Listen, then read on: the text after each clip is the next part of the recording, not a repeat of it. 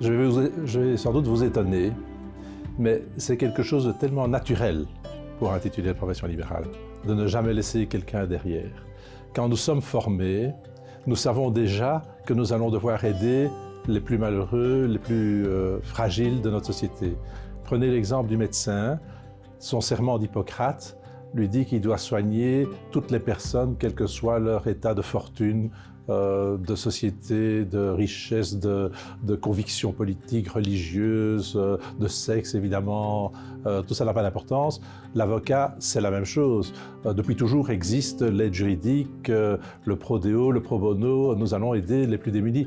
Regardez aujourd'hui, quand on voit la situation des réfugiés par exemple, nous avons des organisations comme Médecins sans frontières, des juristes aussi qui s'organisent pour aller aider et je parle de ces deux professions-là parce qu'elles sont importantes dans les professions libérales, mais je pourrais parler de toutes les autres professions libérales aussi.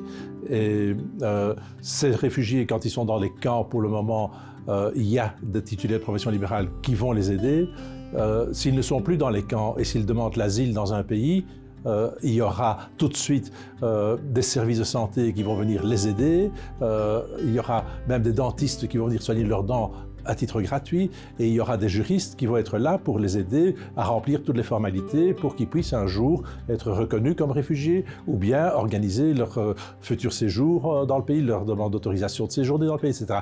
Vous allez avoir chaque fois des titulaires de profession libérale qui sont là pour aider les gens que l'on croit être laissés sur le chemin. Ils ne seront pas laissés sur le chemin si un titulaire de profession libérale est au courant. Je vais vous donner un bête exemple.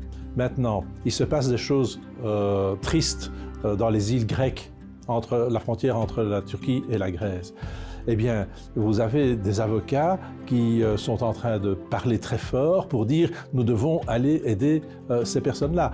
Donc vous avez toujours ce réflexe assez naturel d'un titulaire de profession libérale pour aller aider les personnes qui sont en difficulté. Donc ça fait partie de notre déontologie de base, oserais-je dire.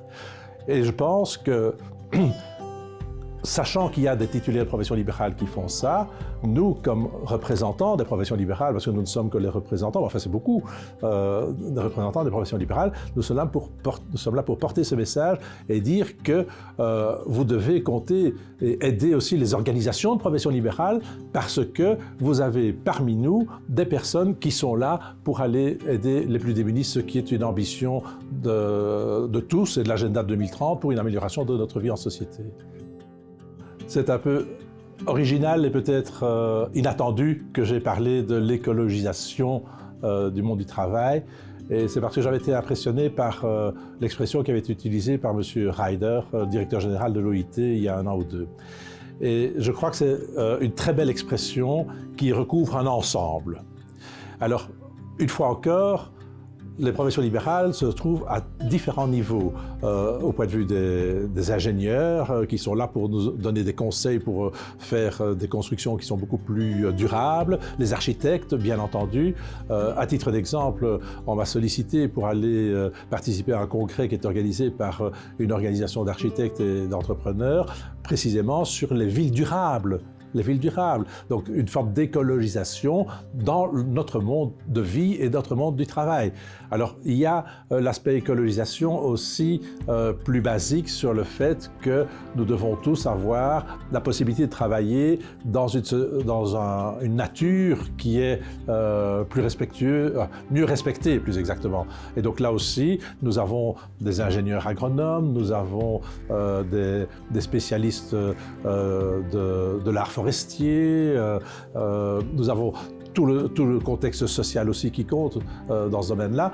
Et donc c'est un ensemble, on a beaucoup parlé de multidisciplinarité ce matin, eh bien c'est un ensemble de professions qui doivent contribuer, toujours avec ces objectifs Agenda 2030, qui doivent contribuer à améliorer les conditions de travail. Donc c'est presque une philosophie nouvelle qu'on prend en considération aujourd'hui. L'ancienne génération, dont je fais partie malheureusement, elle est obligée de s'adapter à cela. Bon, je le fais avec plaisir. Et donc c'est une nouvelle conception de la vie en société basée sur le respect de notre planète et donc de notre nature, qui me permet d'insister encore une fois sur les objectifs du développement durable. De plus en plus, nous devons prendre conscience que ces 17 objectifs de développement durable qui ont été mis au point au niveau des Nations Unies, c'est-à-dire au niveau de l'ensemble du monde, nous concernent et nous concerneront pendant les 10 ans qui viennent encore, tous. Alors, vous avez participé au panel aujourd'hui et vous vous êtes rendu compte que les experts que nous avons eu le plaisir d'entendre ont insisté sur le fait qu'il y avait des liens entre les objectifs. Donc, il y a des liens. On ne doit pas croire qu'on doit commencer à examiner l'objectif numéro 1, traiter l'objectif numéro 1, puis le 2, etc. Non, il faut voir les liens qui existent aussi entre ces objectifs, entre le 8 et le 17. Et les liens sont manifestes. Et donc, les organisations de profession libérale, dont celle que je représente maintenant, l'Union professionnelle bien sûr au niveau national aussi, sont là pour aider à ce que nos représentants et nos membres soient conscients de la nécessité de faire en sorte que nos clients bénéficient d'un travail décent. En gros, on peut schématiser la chose comme ça. Donc, chacun d'entre nous, à titre individuel, est conscient que certains de nos confrères et nos clients surtout doivent pouvoir bénéficier de ce qu'on appelle un travail décent et nous devons tout faire pour qu'ils en aient un. Et nos organisations professionnelles sont là pour aider nos représentants dans ce but-là.